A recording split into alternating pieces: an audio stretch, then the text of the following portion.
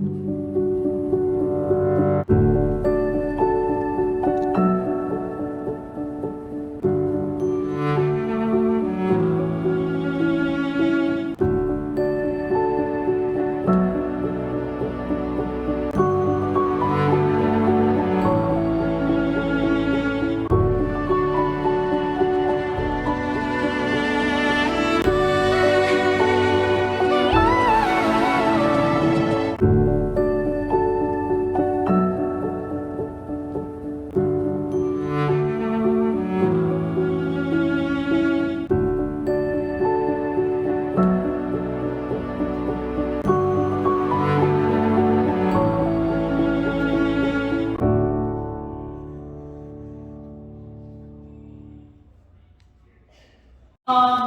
have a special guest all the way from Los Angeles, Tube!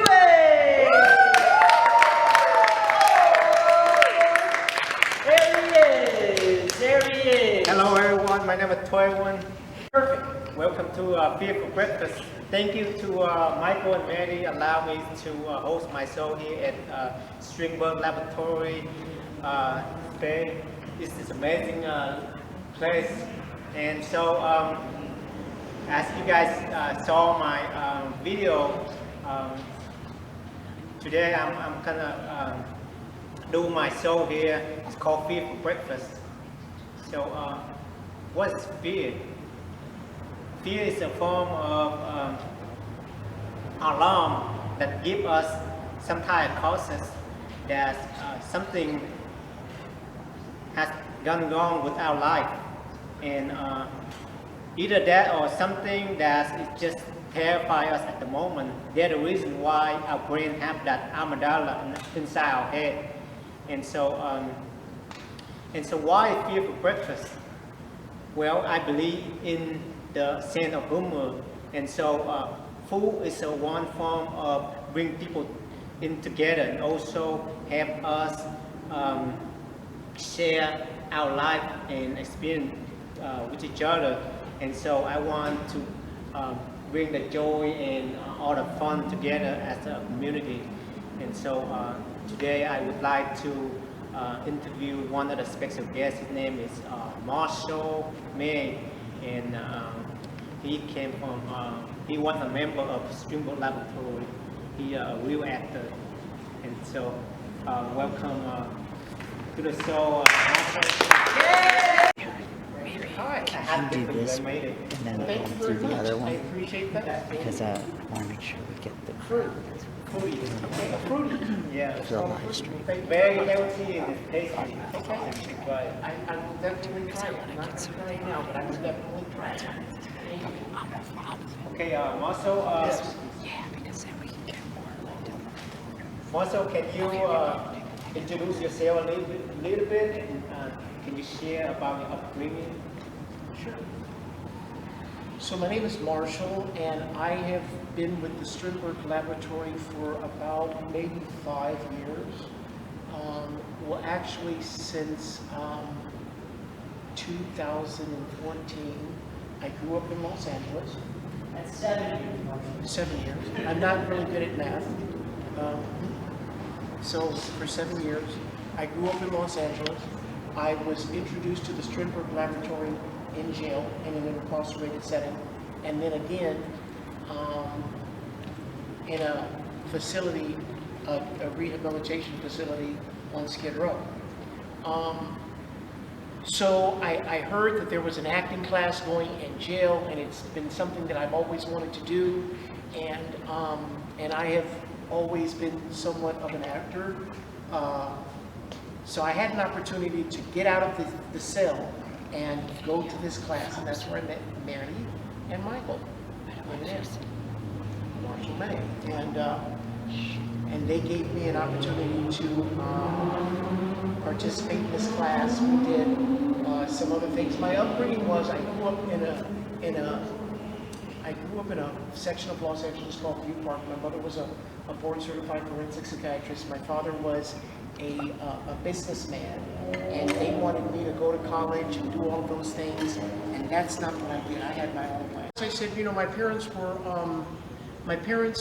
had come from a very impoverished background, the way that they told the story, and they just went to school and did things to make sure that their kids had every opportunity. That was not something that I had in mind.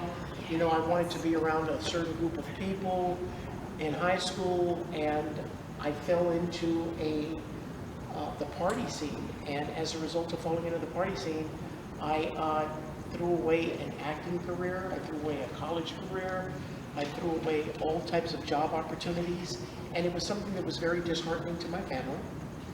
I ended up getting incarcerated, and I spent 13 years in California Department of Corrections and Rehabilitation. That was a very scary, difficult, challenging time for me. I was able to finally, after decades, literally decades, 30 years of active addiction of crack cocaine, I was able to finally get clean. I'm coming up on 5 years clean. I'm very happy. I'm going to give myself a hand. Yay! A lot of times people don't get an opportunity to get their lives back. I was able to get my life back. My mother recently died in 2019. I'm going to try to say this and not get choked up. And she got to see me clean. She got to see me with a job. She got to see me driving a car with a driver's license and insurance and registration and all the things. She got to see her son finally out of the prison system. And I get a little bit choked up about that, but I'm just grateful that the gift, my experience, thank you, my experience was that I got an opportunity to share that gift with her. And she died before the pandemic started. She died on Veterans Day of November 11th, 2019. So, since then, I have been just working tirelessly at being of service any way that I can to somebody that might be suffering from addiction. I also work at a nonprofit organization downtown Los Angeles, and we provide storage for people that are experiencing homelessness. We also are a job development agency that provides employment, skills, and opportunities for people that want to work, along with continuously being involved with the Stringberg Laboratory, which is where I had an opportunity to meet you. So that, in a nutshell, that's the short version. Thank you so much for sharing your personal story. I'm so sorry about your mom. Can you share with us a little bit about your father and how do you feel after your mom died? So my father died in 1994. He had a massive heart attack. My father and I had a very tumultuous relationship. I was somewhat of a disappointment to him in regards to, I guess, the lifestyle that I chose to live. And at the end, in the end, my father, before he died, my father did express to me and made me feel very confident that he loved me in spite of me going through the things that I went through, because that would have been in the time period where I was in my active addiction. So it wasn't really a good time between he and I, but again, I know that when my father died, he loved me. He worked very hard. He was from Oakland, California. He had 11 brothers and sisters, so they had to do all types of things to eat. And my grandfather would throw food off of the train because he worked as a cook on the train. And at a certain junction on Thursdays at around about 4 o'clock, when that Pacific rail car was coming through Oakland, Mr. May would be there with that box of food to feed those 11 kids. So they ate really good, but they lived in a very messed up situation because there was so many of them. So that's my father. Thank you for sharing. And so, can you share the one fear for today's show? I'm going to share a fear. If that's the question you asked me, one fear that I have. The fear that I have is to be homeless, because if I didn't have my job, if I didn't have the opportunities, if I didn't have being clean, not using drugs, not being incarcerated, I would be homeless.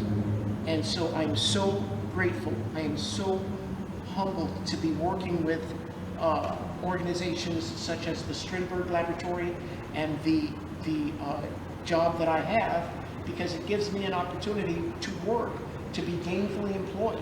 Today I am employable and I'm employed.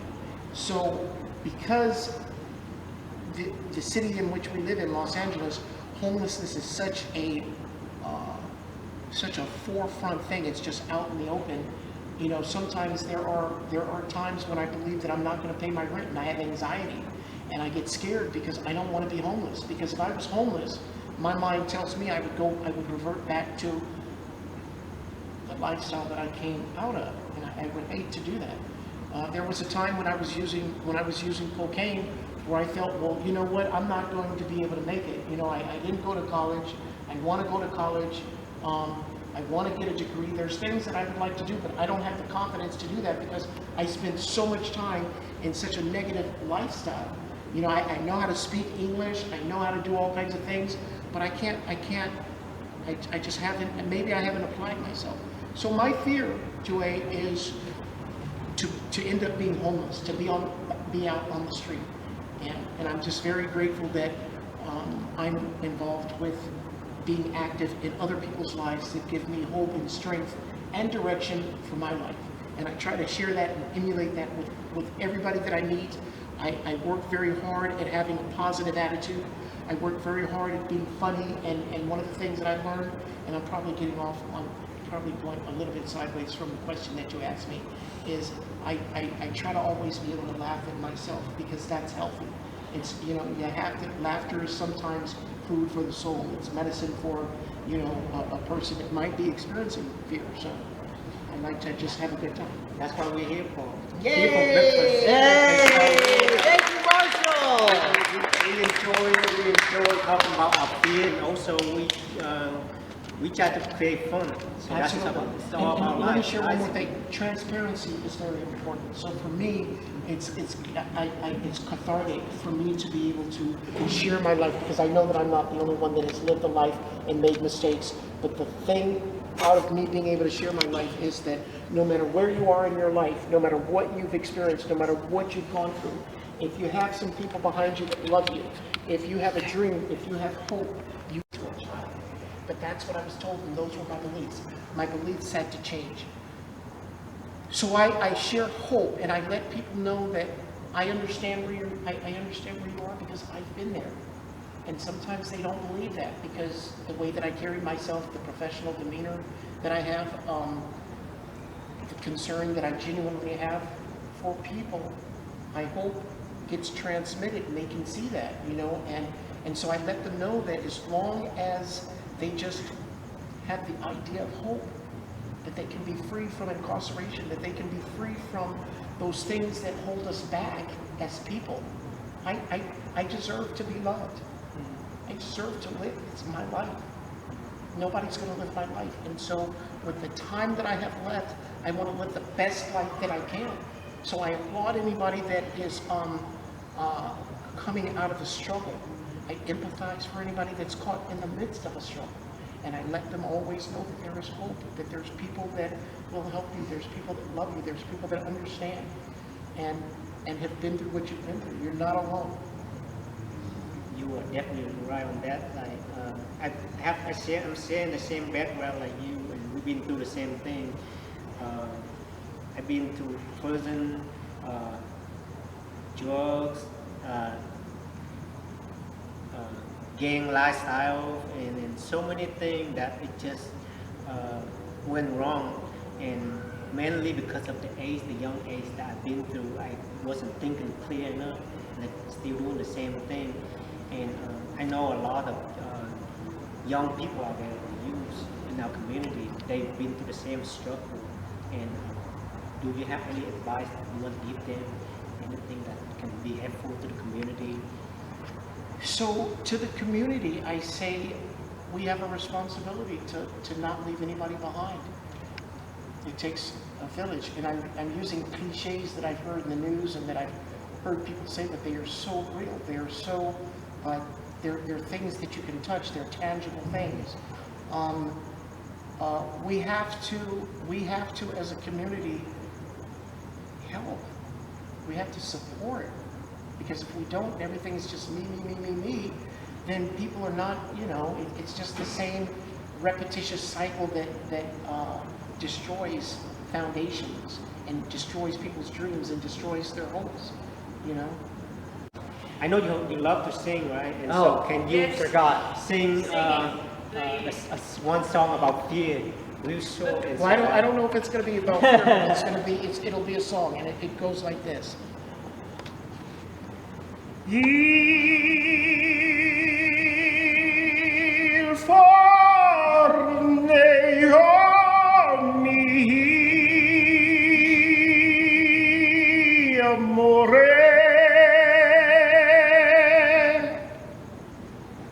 If you're happy and you know it, clap your hands. If you're happy and you know it, clap your hands. If you're happy and you know it, then your face will surely show it. If you're happy and you know it, clap your hands.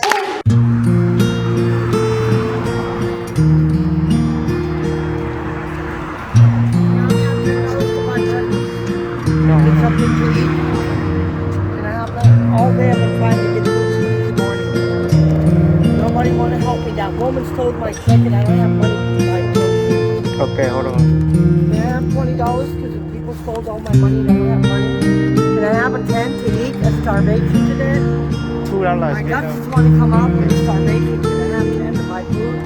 To eat something? Can I have the french fries? I give you 5 more. Or buy a big hamburger and fries for last Okay, for the whole yeah. bunch? Please?